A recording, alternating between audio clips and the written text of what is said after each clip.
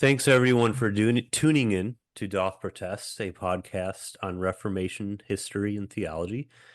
We have a good episode today. Of course, we always do, but but first, before we get into that, I want to thank all who have given us comments, reviews, or a rating through whatever streaming service you listen to Doth Protest through. And our listenership numbers have recently had some increases, and so just thankful that we're reaching people. So this is Drew, of course, speaking. James is with me today as well, and our guest is Dr. Gerald Bray.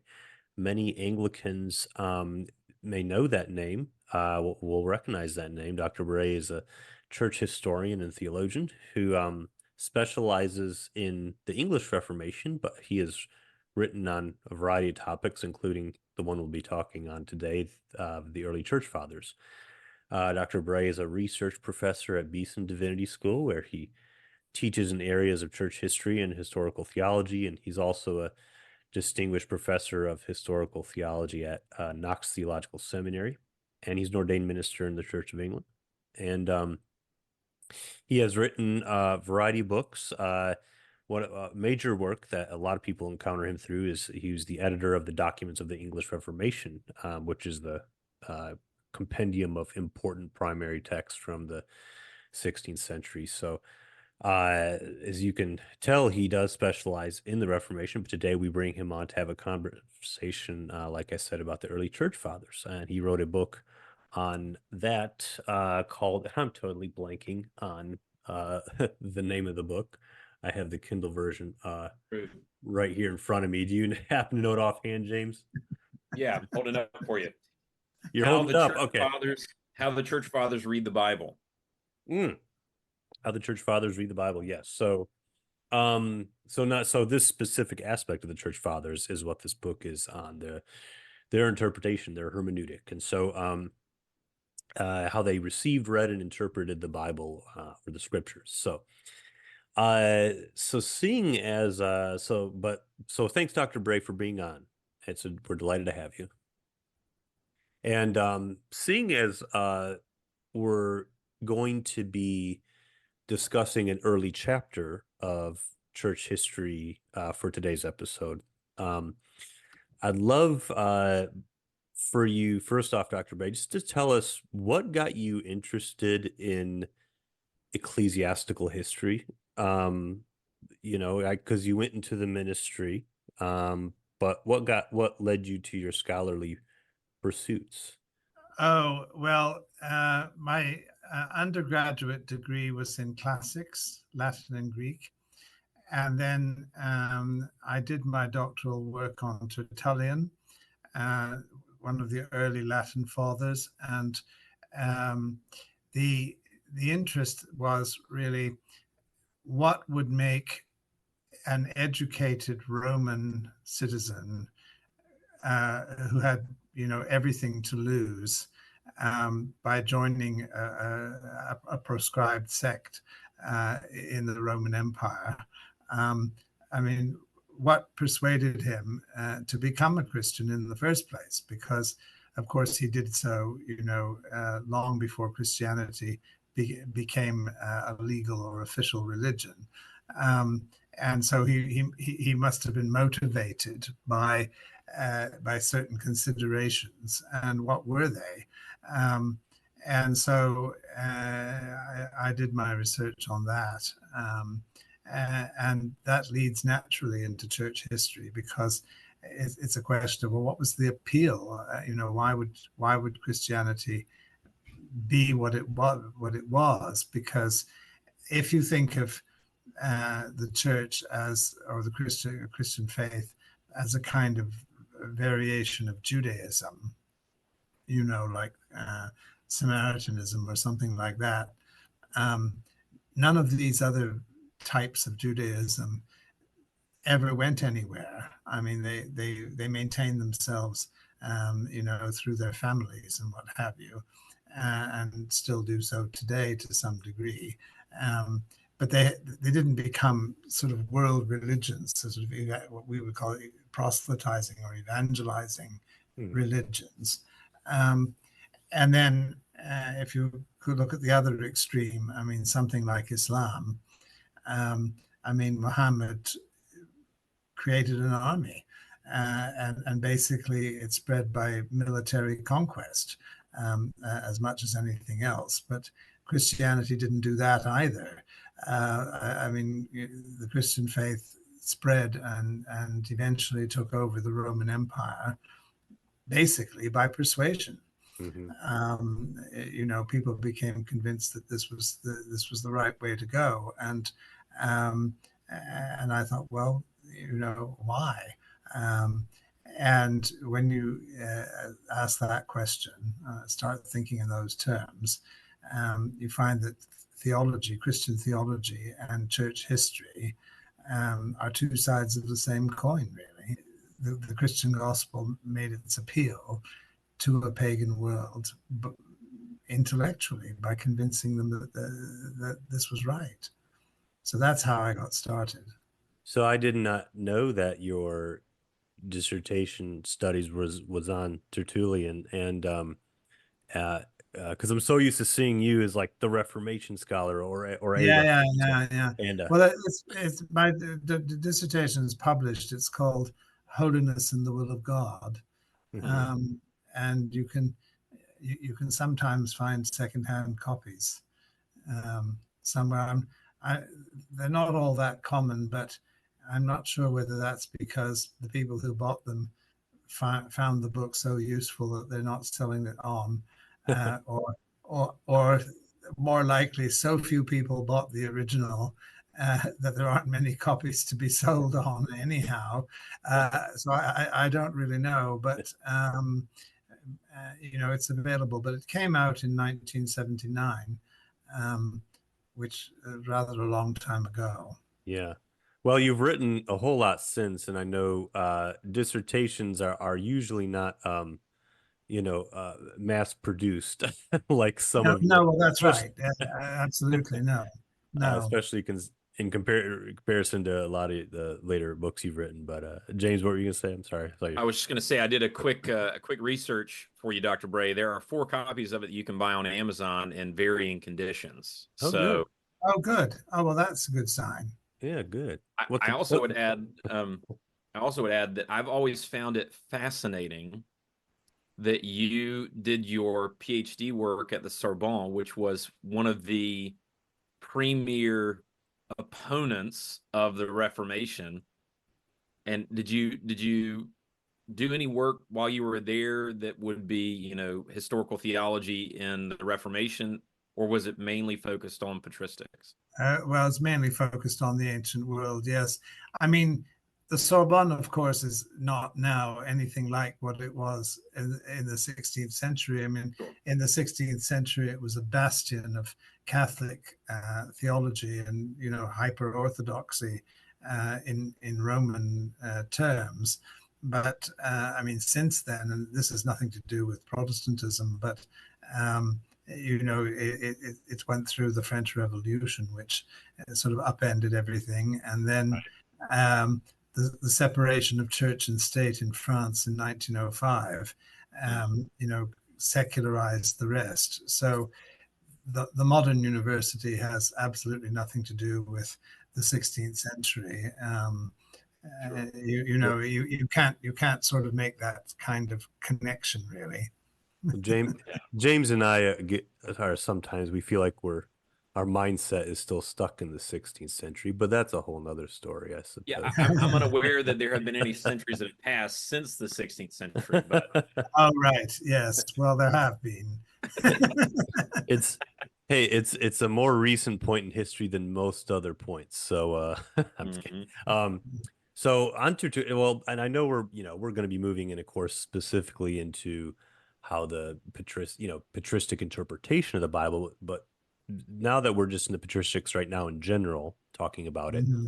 um, you say when in your because I have not read your dissertation, this might be a good segue into this patristic discussion, and just kind of my personal curiosity, what were the you said there were considerations for a Roman citizen, someone of the world of that time, um, that Christianity, didn't, at least at that time, didn't spread by any type of military means. It was spread by persuasion. Mhm. So what would have been the considerations of a Roman citizen that would, or what would have persuaded someone like Tertullian to become a Christian? Since it was brought up, I just figured I'd ask. Yes, well, I think in his case, I mean, it's obviously very difficult to generalize, but where he was concerned, um, what impressed him about Christianity above all was um, its moral consistency. I mean, the Roman state had very high moral standards, in theory, um, but it had degenerated considerably, and um, the Roman emperors, of his time, were not living the kind of life that the early Roman heroes of the past lived, and he was very much uh, upset by that, because he thought that the strength of Rome traditionally had been its moral integrity. That's what had kept the country together. And as it got wealthier and more powerful, those standards slipped, and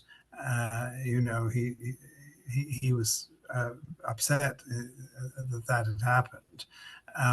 But then along came the Christians, and the Christians had equally high standards, but they were living up to them. And the Roman state of Tertullian's day was persecuting them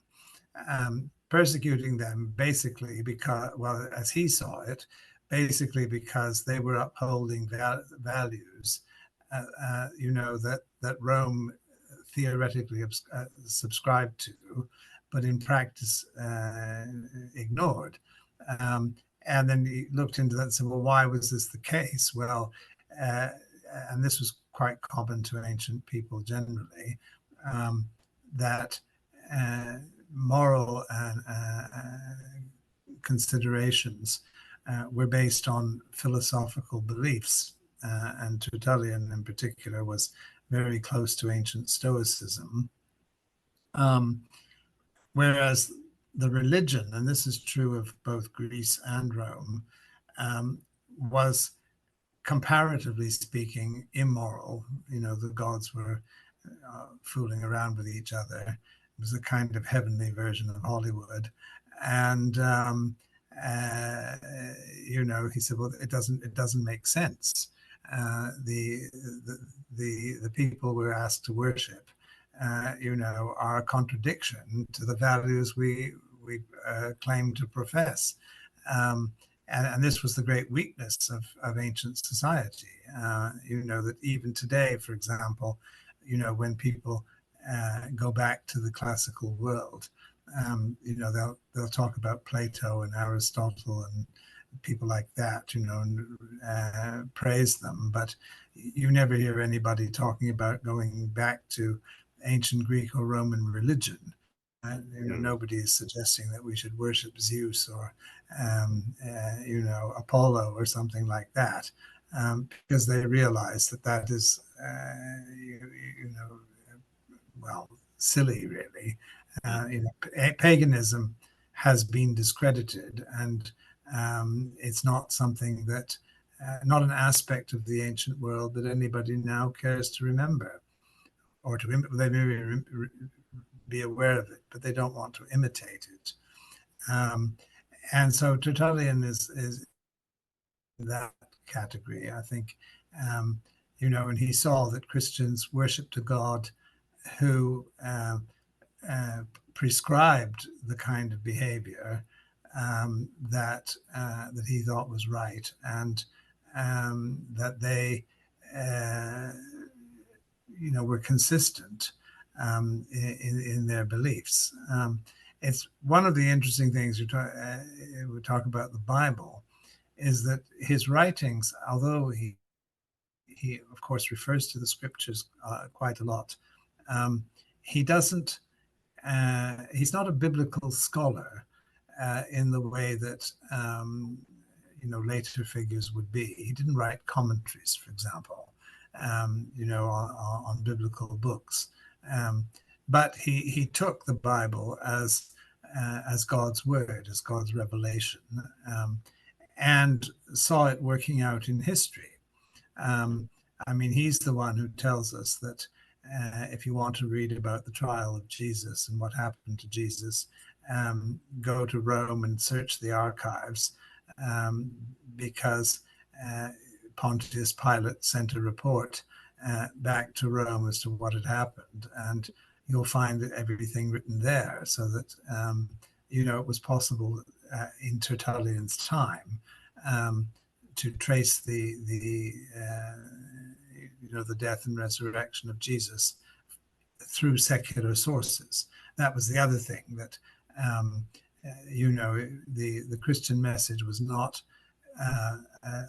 a kind of mythology derived from very ancient times, but something that had happened quite recently, and in the Roman Empire, in full view of anyone who cared to look.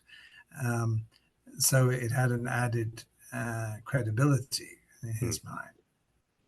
Yeah. We've taken for granted, when you mentioned Tertullian and how he read the Bible, and maybe he wasn't a commentator in the modern sense, like when we read like a modern commentary from a degree holding Bible scholar, but he would refer to it and make have glosses of it or whatnot. We take for granted how accessible and immediate reading and having a Bible is. I literally have 3 Bibles within 3 feet of where I'm sitting right now, and anyone can just pull out a smartphone, especially now, and just Google a Bible verse. But you bring about a good point in your book, that it would come off as a shock to us if we were for us to really wrap our heads around the fact that the early Christians didn't have Bibles as we understand them. So, and that they faced difficulties rather unknown to us in regard to having the Bible to immediately access. Can you tell us kind of more about this? Because I'm kind of curious, how did Tertullian, for instance, and some other church fathers come across it? How available was writings of the Bible? And of course, this is before, if we're talking about Tertullian and most of the early church fathers, it's before really any assembled Bible, though we have a understanding of what's being read, but to what extent is it accessible? Yeah, well, that's a very good question. Right from the beginning, of course, the Christians had, at least in theory, access to what we call the Old Testament, because that had been inherited from Judaism. And we see examples in the New Testament, for instance, when Jesus goes to the synagogue in Nazareth and asks for the scroll of the prophets, and pulls down Isaiah and starts reading out of the text. Presumably, Jesus would have read the Hebrew original as it was preserved in the synagogue in Nazareth, and this would have been fairly common in the Jewish world. The Jews had this. Later on, we get occasional references. For instance, when the Apostle Paul went to Berea, in one of his missionary journeys, Luke tells us in his narrative that The Bereans listened to him, and then they went and searched the scriptures to see whether what Paul had said was true. And what's interesting there is that we don't know what scriptures they searched and where they found them. We don't even know what language they were reading them in, because, of course, Berea was Greek speaking. And were the scriptures that were in the synagogue in Berea, were they in Hebrew? Were they the original Hebrew text? Or were they a translation into Greek? Because Greek translations had been made before the coming of Christ. And so it's perfectly possible that they were reading one of those. Now, today, when we talk about this, the Greek translations of the Hebrew text have kind of been homogenized in people's minds into a single version, which we call the Septuagint, because it was supposedly written by 70 or translated by 70 scholars, Septuaginta being the Latin for 70. But the reality was more complicated than that. Different translations were in fact made at different times. It was a process that extended over a few hundred years, but it was not done by the Christians. I mean, the Greek Old Testament, in whatever form, it was a Jewish enterprise. They were the ones who did the translation, and this has a certain importance because the most famous example, when the prophet Isaiah says that a virgin will conceive and bear a son, the Hebrew word used there is alma, which means young woman, and not specifically a virgin. But it was translated as parthenos, which is Greek for virgin, by Jews. This wasn't done by before the coming of Christ. So that's how they understood it. And you can see why, because, I mean, to put it crudely, the difference between a young woman and a mature woman was whether, she was a virgin or not. I mean because they married very young and so on, right? And so this was the way they thought. So in that sense, this is the case. Now, most of the early Christians, including the writers of the New Testament, used already existing Greek translations of what we call the Old Testament, of the Hebrew Bible, when writing in Greek to the early Christian congregations. So there's no question about that, that they were, generally speaking, using this. There are a few quotations in the New Testament which appear to have been made by, say, the Apostle Paul or whatever, directly from the Hebrew. It's possible. And one or two cases where it seems they were quoting from memory rather than, a specific text. And so it's not word for word identical with the texts that have survived. So there are issues like this. I mean, for a long time, nobody really knew much about the Hebrew tradition, the ancient Israelite tradition. But this is where the discovery of the Dead Sea Scrolls in 1947 opened up a whole new area of research, because the Dead Sea Scrolls revealed that there were many different Hebrew versions, which had been edited and transmitted in later centuries by the so-called Masoretes, the handers-on of tradition in the Jewish world. And so that the Hebrew Old Testament that has come down to us through the centuries is remarkably uniform. There are hardly any variations at all in the manuscript tradition.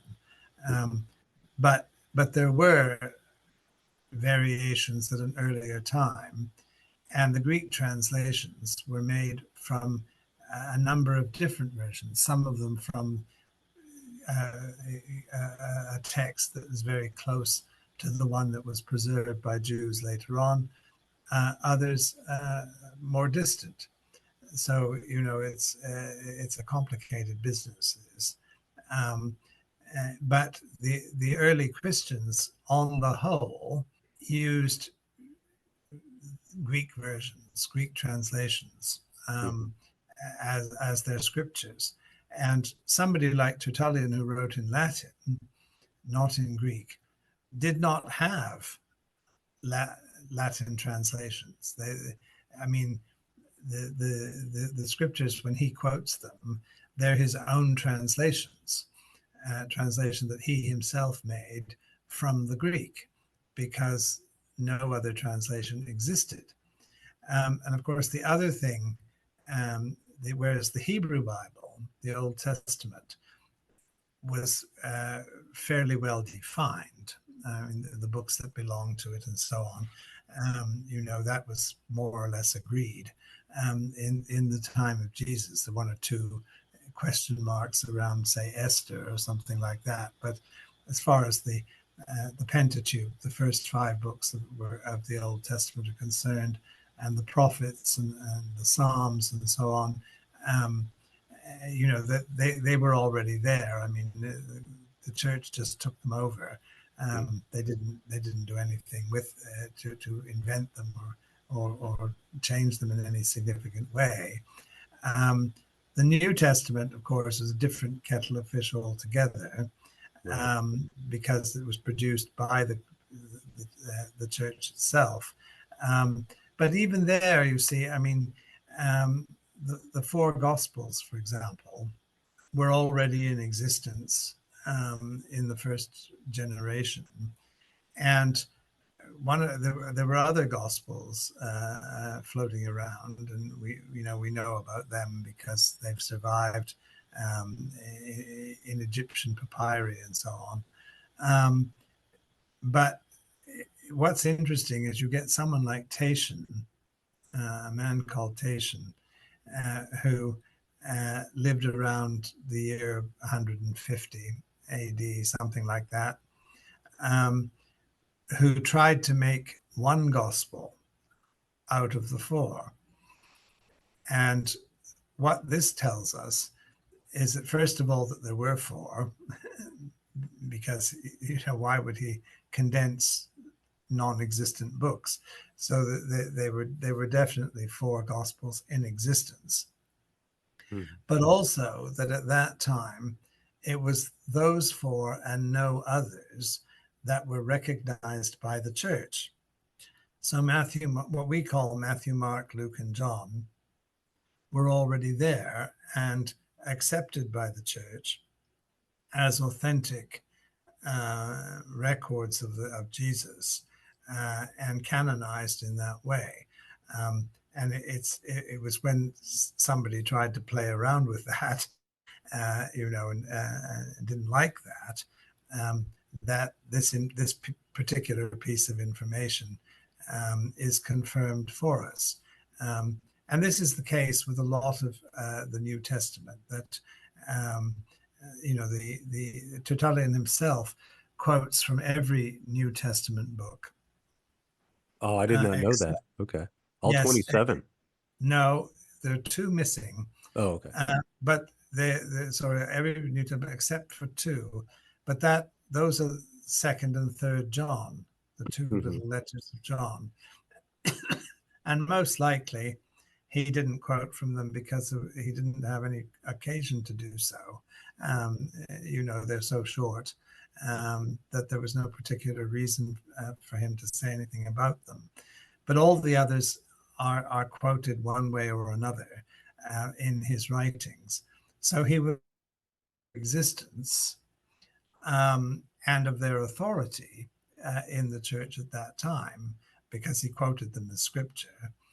And this wouldn't have come out of the blue. I mean, it wasn't something that he would have invented, because he wouldn't have been able to persuade anybody to accept his arguments if they didn't agree that these books, were authoritative scripture.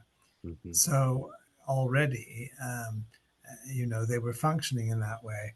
Another interesting thing that people tend to ignore is that when commentary writing began, which was around the year 200, that's AD 200, the only books that were commented on were books that are now part of our canonical scriptures. So that this is particularly important when it comes to the Old Testament Apocrypha, the additional books that existed in Greek but are not in the Hebrew text. Nobody wrote commentaries on them. And what this tells us is that those books were not being used in the church to teach Christian doctrine, because that was the point of commentary writing in the first place, to clarify, the meaning of difficult passages, so that the preacher could teach the truth, not get it wrong when reading the text. And you only do, write commentaries of that kind if the books being commented on are actually being used. So although there's nothing in the early centuries that tells us that these books were not part of the canonical text, they're not part of the collection, the evidence for their use in Christian teaching, Christian worship, is non-existent, or virtually non-existent. And so we learn about it that way. Mm-hmm. So there is also, even as late as Eusebius, a lot of concern. I think Eusebius, if he didn't relay this, and he came up with this distinction, the homologumena and antilegomena. Yes. Could you talk about that for a second? Well, yes. There were a certain number of New Testament books that were disputed. The authorship was disputed. We can see why, even today, because one of them was Hebrews. Mm-hmm. But the authorship of Hebrews is still disputed. We don't know who wrote Hebrews. And so the question naturally arose, well, is it canonical scripture or not? Another book in that category, of course, is the book of Revelation, where it wasn't clear whether the John of Revelation is the same John who wrote the Gospel, or the epistles. And see, one of the curious things there is that the Gospel of John and the epistles of John never mention the name John as the author, whereas the book of Revelation does. So the book of Revelation is an oddity in that way. And people say, well, is this the same person? Is this John the Apostle?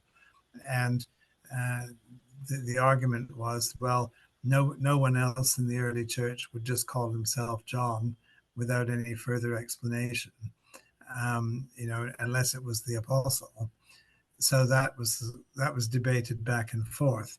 Then the other books that were disputed were all of them what we now call Catholic epistles. And for example, Second Peter was debated. Second and Third John were debated, and maybe one of the reasons Tertullian didn't quote from there was debate even in his time about where they came from, possibly. Jude, you see, was again debated by some people. But these are fairly minor texts, if you like, in the New Testament. And in the end, they were accepted, I think, mainly because they proved effective in preaching and teaching the gospel.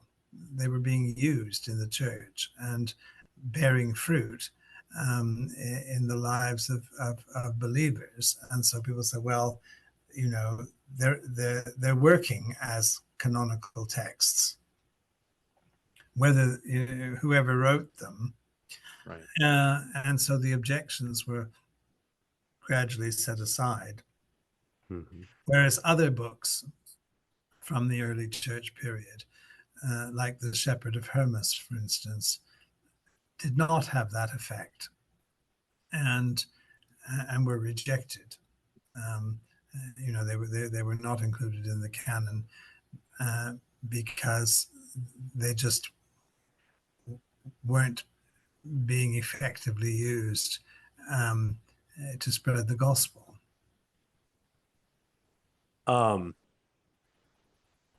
One of the things I like about reading the early church fathers is that you really have to bracket out many centuries of theological debate and many centuries of theological terminology that is, entered the lexicon of Christian theological language. Yes. And, for me, the early church fathers, many of their writings, of course, as we've been talking about now for several minutes, is that their commentaries are well, a lot of the writings are commentaries on biblical texts or sermons on biblical texts, without perhaps intending. Well, I guess they were drawing from the corpus to make pastoral points or or debate points of doctrine, but it's like going whenever I open, because I have it's like some 1898 somewhat archaic English translations of the Yes. of all the early church father onto Logos software, and so that's where I usually go to and I read if I feel like delving into early church father writings. And it's like going back to the basics for me in many ways, just to hear what scripturally informed insights they offer. Why is it important? This question probably has many different answers, but why is it important to study the early church fathers, especially in regard to what they have to these sermons and these commentaries they write on the scriptures? Well, they were closer to the origins of Christianity, of course, than we are. We need to remember that even as late as the time of Augustine, for example, the early 400s, which is 400 years after the time of Jesus, these people were still living in the same country, the Roman Empire, that Jesus lived in, under the same government, the same general system, and so on. And so they would have an understanding of these things that was later lost. The way the system worked, the way people thought, and so on. It wasn't strange to them in a way that it is strange to us. Sometimes, of course, the sorts of questions that they ask and the way that they think strike us as odd, and it's very hard to generalize because sometimes they really are odd. I mean, they did have a way of picking out odd verses and using them to mean things that were taken totally out of context. That's true. And of course, they would justify this by saying, well, it's the word of God, and the word of God could be applied to anything. And so therefore, because God is not bound by time and space, so therefore not limited to context, and you can safely do that sort of thing. So they did to some degree, but they also had a sense um, of where God was going with his people, if you like. I mean, the astonishing thing about the early Christians is that they gave up their nationality, um, and took on the nationality of Israel. They claimed to be the new Israel. And I mean, Augustine in the 4th century, 5th century actually says this, in so many words, that he says, our ancestors are not the heroes of ancient Greece and Rome, but Abraham, Isaac, Jacob, Moses, and so on. We descend from them. We belong to that. That's our family. That's where we are. And this is quite a remarkable thing, because I mean, how many people would give up their nationality in this way, and indeed persuade the entire society to do this in the end? It is really rather strange when you think about it, because it would be very hard to imagine, for instance, in the United States, persuading American people to stop being Americans and take on some, rather obscure Middle Eastern nationality, because they're convinced that the tradition that small nation, and of course Israel was a very small nation, had somehow preserved a truth and an authenticity which their own inherited tradition did not possess. I mean, very hard to imagine that happening. And it's when you see it like that you start to realize, well, this is a very major shift, not just in religious terms, but in cultural terms. And yet it's a shift that also had its limits, because while, say, Augustine persuaded the Romans to become Israelite, to think of themselves as Israelites, the new Israel, that didn't mean taking on Hebrew. Yeah. Because nobody bothered to learn Hebrew, or very few people. And so they didn't try to copy ancient Israel in that respect, but they saw something else. They saw that the continuity between the God who spoke to Moses on Mount Sinai, the God who became a man in Jesus Christ, and the God who was speaking to them. They heard the same voice, and saw that continuity, and in that sense, this has been the basis of what we loosely call Western civilization ever since.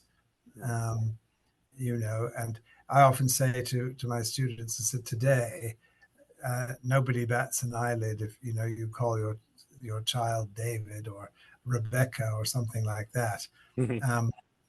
But nobody would call their child Nebuchadnezzar or Nefertiti. Yeah. Right. Maybe not Zeus or Thor. Well, there might be some. Maybe in some Greek culture they might have Zeus still, but I don't know.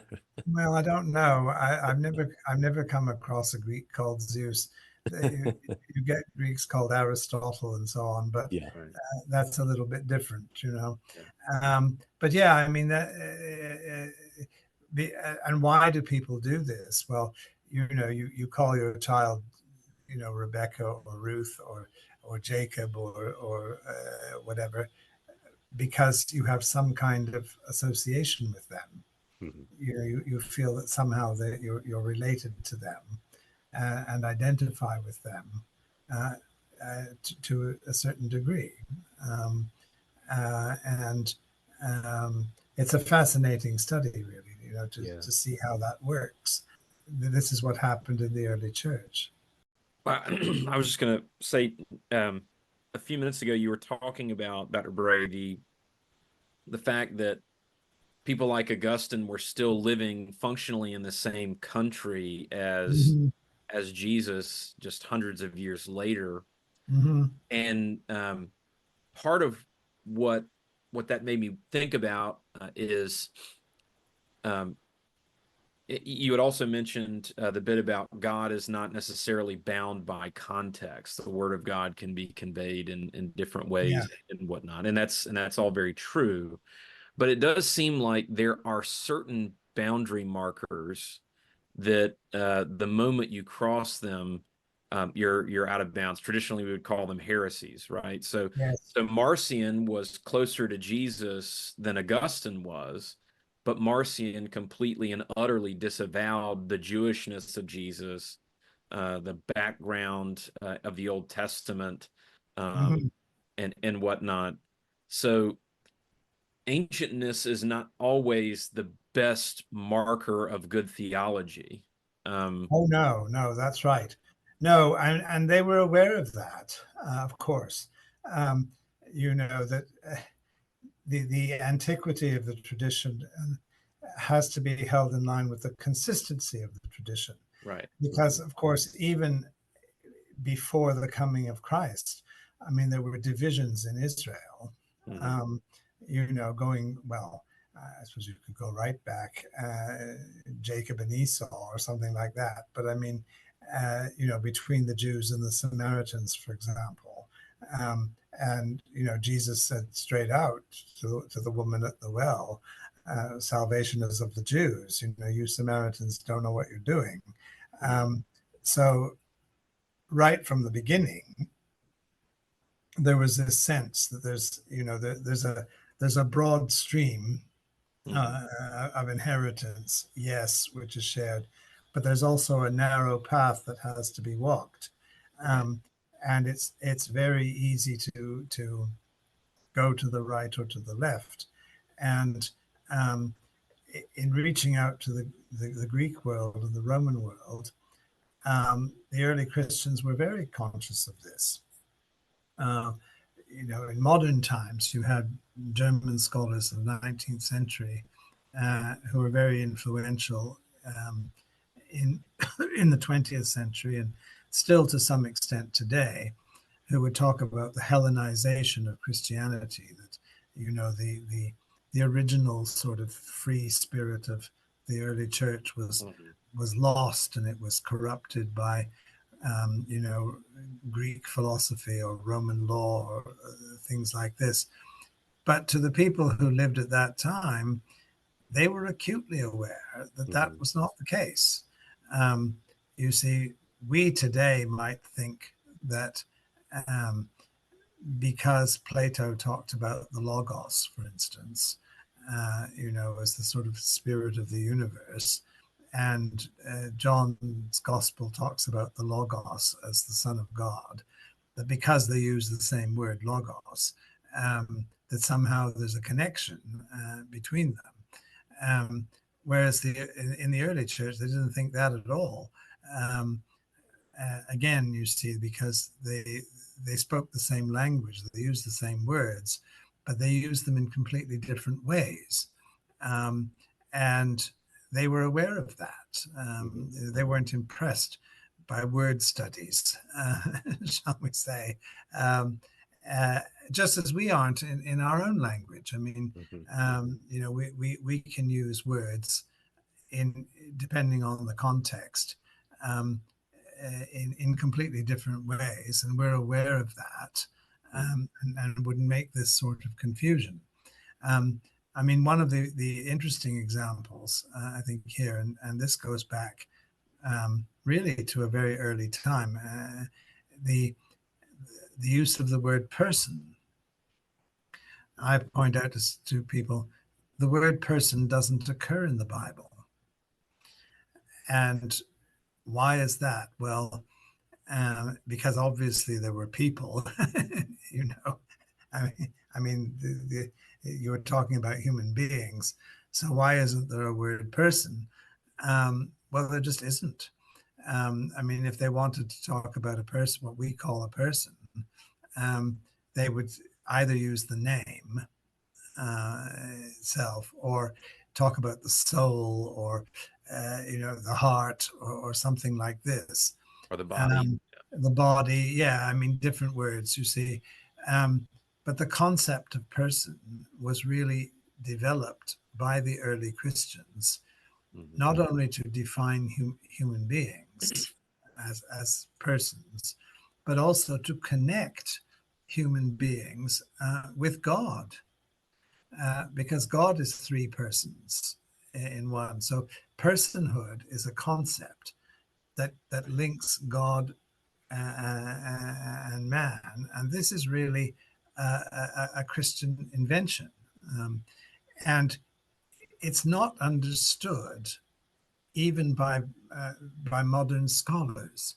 I mean, the classic example that I always quote to people, the English Standard Version of the Bible, in 1 Corinthians, 1 Corinthians chapter 2, verse 14, says the natural person does not know the things of the Spirit of God.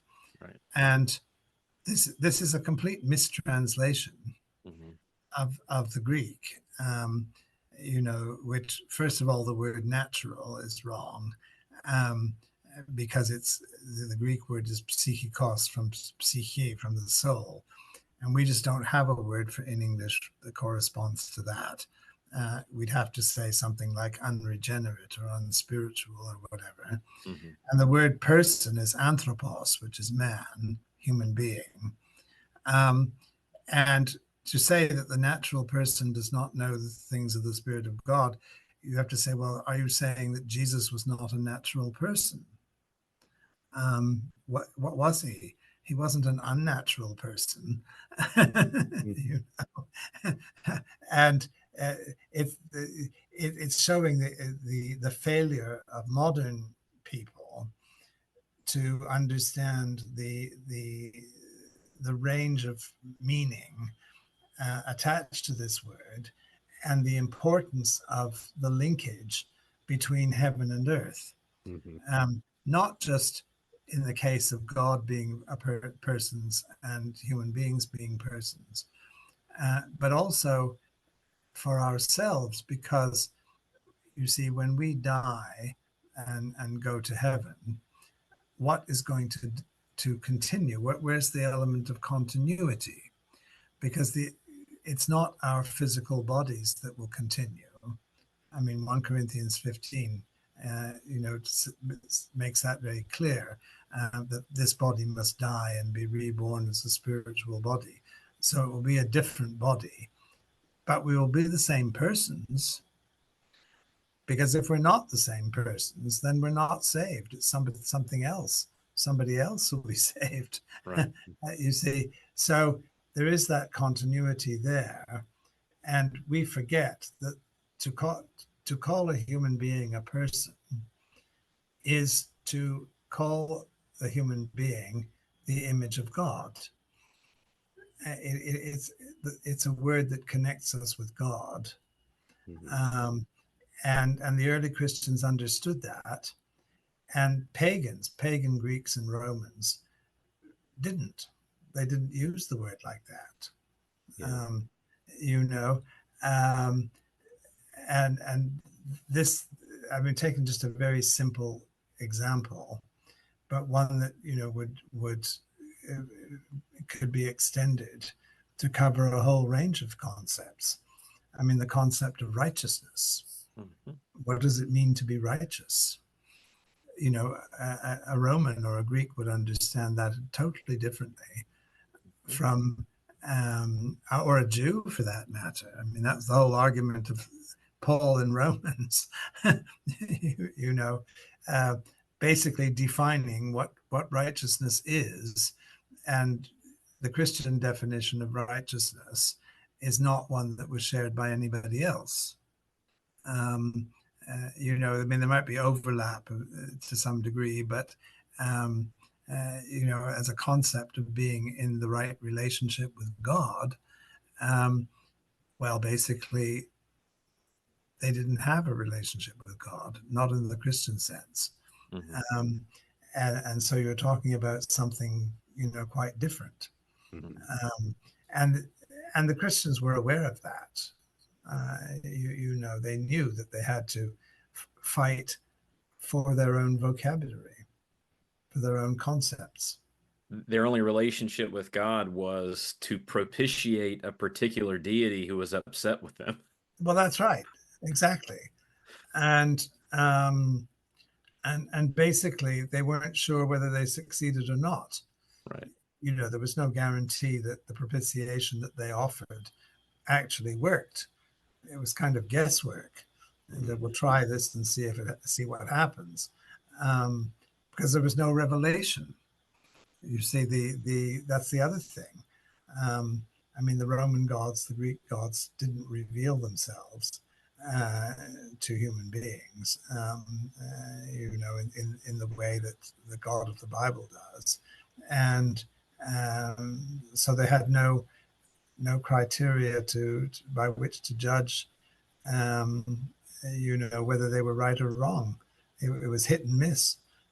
You know, if we'll sacrifice an ox and see if it works, and if it didn't work, you sacrifice another ox. Mm-hmm. Well, and there was no concept in ancient Greece or Rome of a God being disposed mercifully and graciously to his or her suppliants. It was always those gods need food or else they're going to be upset with you. Or Yeah, right. yeah. So it was a complete paradigm shift. Oh, completely. And of course, the other thing is that with polytheism, you had to back the right God. Right. You know, you had to you had to be careful about this. I mean, I live and work in Alabama, you see, where of course we have our own religion. Football. Quite different. Football, yes. Well, that's right. You know, I mean, which coach are you going to propitiate? That's right. Right. I mean, you laugh, but this is not such a joke to the locals. You know, yeah, you do know, and uh, it's funny to say this, but this is kind of the way that the ancient world worked. You know, you hope you pick the right one. So, you know, James and I, we sort of alluded, well, no, sorry, you and James, the past while have alluded to that, you know, just because something's ancient doesn't mean, of course, that it's not without criticism. And then, of course, you bring up how, you know, at least by our modern standards, we could see what we would call, excuse me, what we would see as eisegesis, maybe in some early church fathers, and their rationale, their justification for it being, you know, well, God's gospel speaks to all things, so we can bend this to speak to anything type thing. So I kind of, on that note, I had a couple questions related to some certain critiques you have of the early church fathers in your book that we mentioned earlier. You mentioned how the fathers perhaps overemphasized Jesus as a moral human example. Mm-hmm. And you really speak to how, and I don't remember which church father it was, maybe it was several of them, but the surviving writings of early church commentaries on Jesus's temptation in the desert or the wilderness, if you will, as an example of where they maybe miss a greater point there by focusing. So can you kind of explain what that was about? Yeah, well, of course, everybody sees these things, with the lens of their own interests and their own time and so on. And there was a strong belief in the ancient world that matter was evil, Mm-hmm. and to get away from the material world was a good thing. And so asceticism, fasting, celibacy, and all the rest of it, are highly regarded Mm-hmm. as ways of getting closer to God. Um, and there's no doubt in the New Testament that fasting and celibacy are present, that they generally tend to be practiced and fairly highly regarded.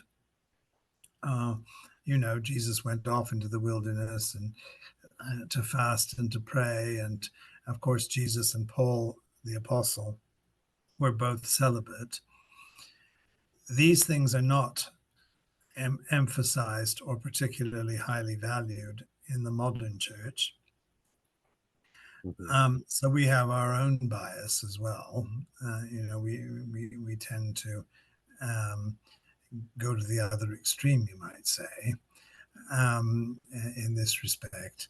Uh, but so did they in their own way. That some of the early church fathers saw Jesus going into the wilderness to be tempted of the devil as um, a way of getting closer to God, and something to be imitated, something that they should do themselves. Whereas that's not the point at all. I mean, the point is to show that Jesus is God, because the temptations that he suffered are not temptations that are possible for us. I mean, you and I could not be tempted to turn stones into bread, because however hard we tried, just beyond our power to do that. Right. I often say to students, you might do the opposite. You might try to bake bread and end up with stones, but not the other way around. And um, uh, in the case of Jesus, I mean, only God could do, what the devil wanted, and so really that's what it's about. The temptations are about, and I think in some senses there was a sense that Jesus, the early fathers thought they had to imitate Jesus, and particularly in those respects, um, like asceticism and celibacy and so on, and they rather disregarded the purpose, and that Jesus was different, and he did these things as part of a very specific mission, Mm-hmm. for the earth, and he wasn't to be imitated in that way. That wasn't the point of it. So there are things like that, but these things, I think we can see, and we can call out, and we can um, relativize in our own appreciation of the fathers. We just say, well, they were influenced by their own times, and this is what they saw, and we can't just lift their pattern of thought um, out of its context and adopt it as if it's somehow infallible for us. We have to exercise discernment and discretion in what we do. But then that's true of everything, really. Mm-hmm. Right. Yeah, my other question related to the church fathers, well, actually this isn't so much this is, I think, when you a corrective that we ended up seeing that happens with Augustine. You mentioned how Augustine, who comes along by the 400s, helps us understand sin more as to understand sin more as a condition, and not as in accumulation of acts or Yes. things done. And I've noticed Augustine today, he'll get a lot of flack, especially like in like liberal mainline Protestant circles. And I think it's easy to understand at first why, because to be fair, if sin is a condition, then we're all guilty rather than some and not others. And if Right. if someone's out there murdering people, and then another person is out there Yeah. helping and saving lives or whatever, how is it that both of these people can contain guilt, especially, and then like when it comes to a baby, hey, these babies haven't even committed any sins yet, but I Mhm. guess, but why would you say is Augustine at the end of the day more beneficial to us, and how is it more biblical? Because I feel like, I mean, is this indeed what the Bible is saying about sin? I mean, did people forget what the Bible said for 400 years until Augustine came along? This kind of during the 200s and 300s, you see kind of what we were just kind of referring to, this kind of a moralistic read of things, but Augustine comes with this, you know, not, I don't want to say new or fresh thing, because it seems like he's in as far as he's concerned, he's really being truthful to what scripture is saying about, sin. Oh, And yes, definitely. so Yes. Well, so yeah, so yeah. like, what, I guess, how, how is Augustine, how is what he's offering here better for us, I guess I would say. Well, it's truer to reality, because I mean what the Bible says is that all have sinned and come short of the glory of God, and as children of Adam, we have inherited his rebellion against the Creator. It's the rebellion of the creature against the Creator. Um, it's also, of course, a spiritual thing, because again, as I point out to people, I mean, Adam and Eve didn't get up one day in the garden and say, "Oh, it's pretty boring in the garden. Let's go and disobey God and see what happens." I mean, that's not the way it was. They were tempted by Satan, who is a spiritual force, a spiritual power, a fallen angel, if you like, who comes to them. And what does Satan do? I mean, he doesn't tell them they should disobey God. He says quite the opposite. He says, "Don't you want to become like God? If you eat of the fruit of the tree of the good knowledge of good and evil, you will be like God." And isn't that a good thing? Um, and they fell for it, and did that.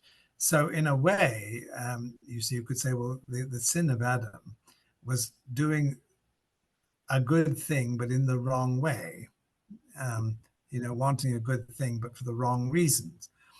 And and this is the nature of sin. That sin is um, a broken relationship with God. It's not inherent in nature. It's not inherent in creation. Um, it's not something that God made in any way. Um, Nor is it a matter of the acts that we commit, because of course those are crimes. I mean, the crimes we commit, and sin are not synonymous. Um, that one of the problems is that again, the language, you see, Greek and Latin cannot distinguish between sin in terms of acts, particular things that have gone wrong, and what we would call sinfulness, the state of being in the wrong relationship with God. And that, of course, is because they didn't have a concept of being in a relationship with God in the first place. So you can't be in the wrong relationship if you don't have a concept of relationship at all. So it's kind of a complete rewriting of these things. And I think it's very important for us because we do not believe that matter is evil. We do not believe that human beings are anything less than made in the image and likeness of God. We have a very special place in the created order, and a dignity in the presence of God that no other creature has. I mean, when God wanted to deal with sin, he didn't become an animal or a thing. He became a human being. And this is really demonstrating, the importance of human beings. I mean, Christians are the greatest humanists who exist. I mean, we have a very high view, of the human creature, and it's important to stress that. I mean, particularly when you get certain types of modern controversy. I mean, I've heard people say, for example, that homosexual practice is okay because dogs do it, and we're animals like them. To which the Christian answer has to be, well, we're not. We have an animal nature to some degree, yes, but we're called to something higher. The Bible isn't interested in how we're connected with horses and cats and so on. The Bible is concerned with how we're different from them, how we're connected with God. And it's a higher calling. It's a higher awareness. And this is very important today. You see, because although we claim to be very advanced in technology and science and so on, philosophically, the human being has been degraded, and turned into a sort of mass-produced, intelligent animal sort of thing. A lot of people can be manipulated and what have you. And we have to stand up against that and say, no, we are made in the image and likeness of God. And without God, we are diminished. To try to become your own God is in fact to diminish yourself, because you can't possibly do that. There has to be a higher power and a higher reality, and something, because there is this higher power and higher reality, and because sin came into the world, sinfulness came into the world as the result of an agent who is more than human. Satan is more than human. Human beings can't solve the problem of evil, because we can't reach up to Satan. It may seem a strange thing to say, but he's of a higher order of being than we are, and therefore the only way to defeat him is to appeal to an even higher being, because for all his greatness as a creature, Satan is still a creature. He's made by God, and not an ultimate reality. So we can say, yes, evil is not ultimate in the universe. The universe is not, intrinsically evil in a way that can never be eradicated. But the evil in the world and everything that follows from that follows from a spiritual source, which we are incapable of defeating on our own. And we need to say this because we live in a culture where, see, people think that if there's a problem or some kind of evil that they see, all you have to do is pass a law abolishing it or throw billions of dollars at it, to cure it. And of course you can't. I mean, the idea that you can educate people out of sin is totally false. Yeah. I mean, all you do um, is increase the capacity of sinners to sin. Um, we live in a very highly developed technological society, certainly compared to the New Testament era, but we're also the first generation in human history which has the capacity to destroy the world. Mm-hmm. We can blow the world up Mm-hmm. with our technology. And of course, the fear is that sooner or later somebody or other is going to do just that, or try to do just that. Um, we forget these things. I mean, we forget that in the 20th century, with all its technical progress and so on, more people were killed for their beliefs or for their ethnicity or whatever Mm-hmm. than in the entire history of the human race beforehand. I Yeah. mean, more Christians were martyred in the 20th century than ever before. Um, and this is the reality which lies behind our so-called progress and development. Mm-hmm. And we need to say that, particularly to our politicians, because politicians only get elected by promising to make things better, and Right. that's the one thing they can't do. Yeah, that reminds me of the JC. There was a JC Ryle quote about the problem of um, evil, and I'm looking it up right now. I was trying to find it as you were, but basically it says something along the lines, and I'll put something. I'll put something in post production to get the exact quote. But it's basically saying that we should never be surprised by evil. We should understandably be saddened by it. We should work and have make effort to make evil less so, but we should never be surprised at its presence. And I find a lot of people do get are shocked when, like you said, either they make a law against something or they put tons of money into something and they think that's going to completely eradicate uh, Yeah.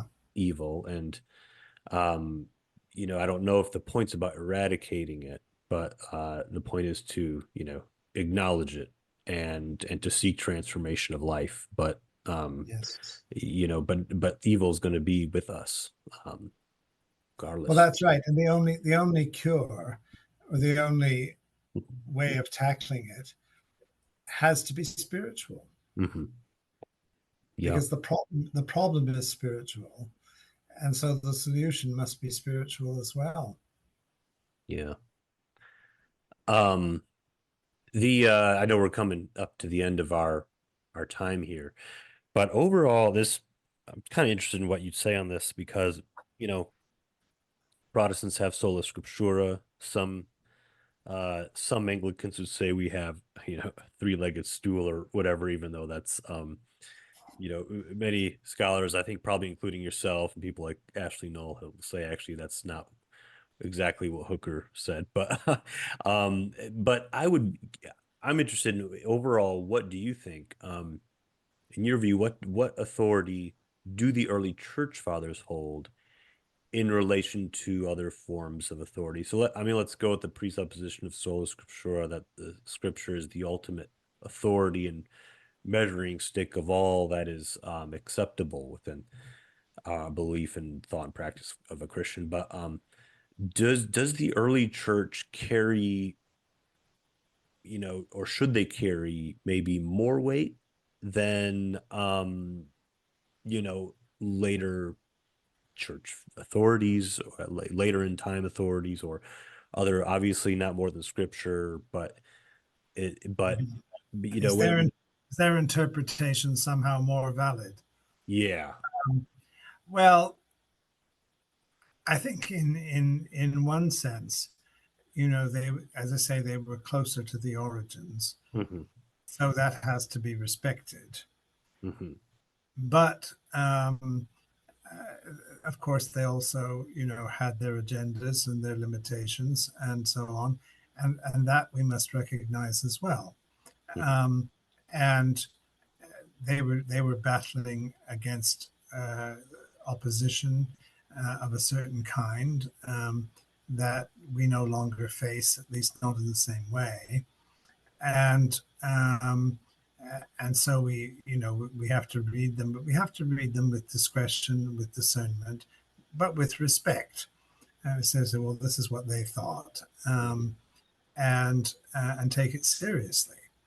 I mean, I'm not a patristic fundamentalist, but then I'm not a Reformation fundamentalist either. Right. You know, I mean, Luther and Calvin were not infallible, and um, we need to remember that. I mean, people hold them up as models and examples and guides and so on, which is fine. I'm not against them, but we have to say, well, they were human beings like the rest of us, and what we do have to be careful about is assuming that we have the right to judge them, Right. because because we're not infallible either, and this, I think, is the root problem of so much modern liberalism, that it tacitly assumes that we know better. And that previous generations did this or that, but we've moved on. We know more than they do. What did C.S. Lewis call it? Snobbery of the Oh yes, yeah. Another thing I'll have to look up and put in the book. Yes, it's the contemporary or something. Yeah. Yeah, I mean, it's saying that yes, that we can judge the past by our own values, and we can't. And you see it in all sorts. In all sorts of ways. I mean, it's the kind of thing, for instance, that you get, that somebody discovers that some prominent figure from the 18th century owned slaves. Therefore, they must be totally discredited because slavery is wrong, and we know that it's wrong. And so, if Thomas Jefferson had slaves, well, that's the end of Thomas Jefferson. Now, this isn't to say that we should go and imitate Thomas Jefferson because he had slaves, so we can have slaves too. Right. It's not going to that extreme, but it's trying to see in context. Is it all right? So he shouldn't have had slaves, and and we can be critical of that, but we can't dismiss the man completely just because of that. We can disagree and regret that that was the case, but then future generations will look at us and say the same thing. And I think you see this with age. I mean, I've seen it in my own lifetime. When I was growing up, nobody had heard about fat and cholesterol, or the dangers of smoking, or asbestos, or all these things, that are now, big no-nos, and everybody's turned against them. Does this mean that, the generation of, say, my parents and grandparents were evil people because, they didn't know about things like that, or they didn't think about things like that? You just have to say, well, no, they lived in their time. Yeah. And I mean, okay, we know better now, and that's a good thing. That's a good thing. Yeah. That's a good thing, but it doesn't justify condemning them. Right. And throwing out. That can be sometimes a fine line or a tightrope, because I remember I mean, it's kind of this example when you were saying, we find out some 18th century figure owned slaves. Okay, we need to, not get on our high horse in saying what an awful person compares to how enlightened and I am today, because we Mhm. have to look at ourselves. Maybe if we were in that time, in that position, we may have had slaves too. But at the same time, it's also not saying because he had slaves, why don't we should have slaves now? I mean, obviously that's absurd, we would say, but I was in an argument with someone. It was online, of course, where lots of constructive discussions happen. And this was a very, I guess, he was a very he was an anti-Semite, and Yeah, and he was Catholic, he said, and he was laying the blame for what happened to Jesus as this is very much a Jewish this is a Jewish conspiracy, and the Jews have been our enemies ever since, etc. And I said, well, that's not what I understand. Your church body and the catechism of your church teaches about um, no, who's responsible for the death of Jesus. It's no, of course. there, that's in a way we're all responsible for that. And Jesus' death is something that that had to take place. And then he quoted a bunch of church fathers. He found all these snippets of different early church fathers from the first several centuries, people we've been talking about this whole podcast, and Yeah, things yeah, they said against Jews. And I said, okay. And it brought up a kind of a bigger point here, my question of authority. It's not like the Roman Catholic Church believes that any and all things every early church figure said is like part of their doctrine. It's just no, like no, no, so. no, no, And that's right. this person's mind, he said, well, he saw these little snippets of sayings as like infallible sayings because they came from an early church father. Right, You and know, that's clearly absurd, of course. yeah, right. And I mean, you talk about that. I mean, the one thing you can say, well, is if you think the Jews are our enemies, Hmm. then the apostles are our enemies because they were all Jews. Hmm. Yeah. I Yeah. mean, So it just doesn't make sense. right. So, and it's like to see those and some of those are rather those are early church fathers and their that he quoted from in their more unfortunate moments. Yeah, well, But also they, again, we can also see where they may have, at least even back in the New Testament times, we were starting to see, we get to the letter of the Hebrews. Jewish families are starting to be split apart because some are becoming followers of Jesus or followers of the way, and others are not. And then the ones who are not, uh, Jews have that protection under Rome, but what you may begin to lose that now as one who follows Jesus, because this is now this newer obscure thing, and so you saw, in some instances, people bringing others to the Roman authorities because so you could see why there was those tensions between um, Jews and Christians going back to the beginning, and maybe we can give the benefit of these early church fathers that, of course, maybe it's not to excuse what they said, but there may be um reasons. There's a context we don't know because we're not living in it to why they said what they did. yeah, right. So before we go, got one quick question. Who are your top, well, I don't know if if you off the top of your head, if your top 2 to 3, we'll go maybe your top 3 early church fathers to read from, or that you read from. Oh, the impossible question. Yeah. Um, well, I mean, if I say Augustine, everybody will say, well, everybody says Augustine, which is Yeah, I obviously, was going to say Augustine, so that's yeah, well, obviously. Um, and John Chrysostom, very good. I like Tertullian too, because although he was a funny old so and so in some ways, um, he called the spade a spade. he certainly did. Yeah.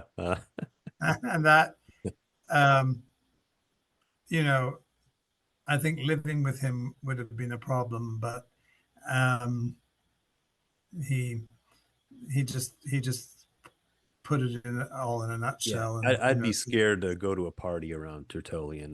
Well, that's right. I mean, but then how do you know? I mean, it's a long time ago, and we have a very partial knowledge of what these people were like. Right. My list is almost the same as yours. I'd say Augustine, John Chrysostom, and Athanasius too. Well, Athanasius, yes, of course. You see, I it's an love impossible. all his language about the descent of God and the ascent of man. Yeah, It's just beautiful. So it's an impossible choice. it really is. Well, Dr. Bray, I want to thank you for being on this show. God bless you and your continued teaching and your continued scholarship. And Mhm. we're just delighted to have you. Thank you so much.